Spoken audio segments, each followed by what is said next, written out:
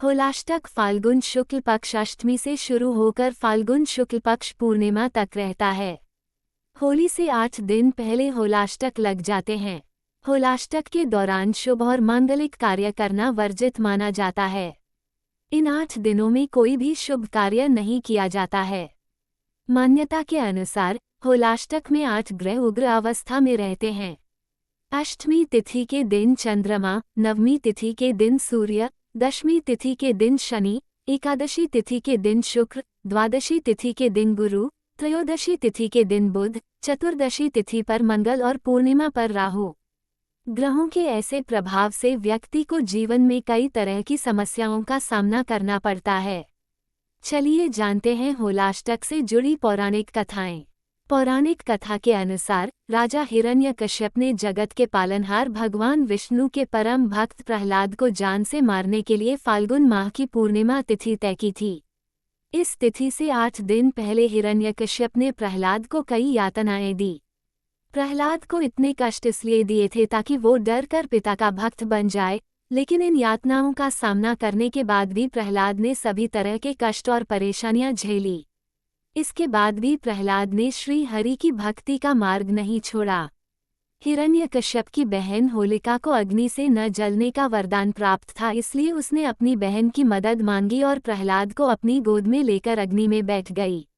श्री हरि के आशीर्वाद की वजह से अग्नि प्रहलाद को जला नहीं सकी, लेकिन होलिका उस अग्नि में जलकर भस्म हो गई।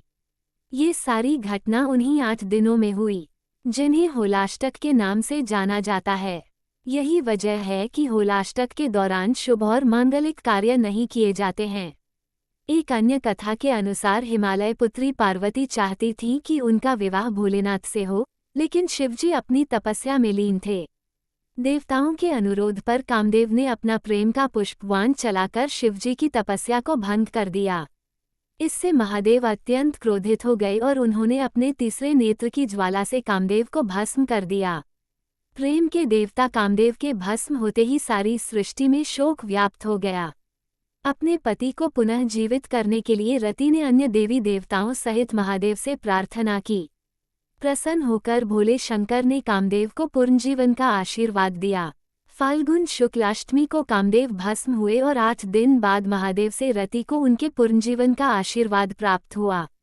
इन 8 दिनों में सारी सृष्टि शोक से व्याकुल रही थी। शास्त्रों के अनुसार होलाष्टक के दौरान शादी, नामकरण, गृह प्रवेश, मुंडन, संस्कार इत्यादि जैसे कई तरह के अनुष्ठान नहीं करने चाहिए। इसके अलावा होलाष्टक की अवधि के समय यज्ञ और हवन भी नहीं करना चाहिए और निवेश या नया व्यापार भी नहीं शुरू किया जाता है। माना जाता है कि ऐसा करने से नुकसान का खतरा अधिक बढ़ जाता है।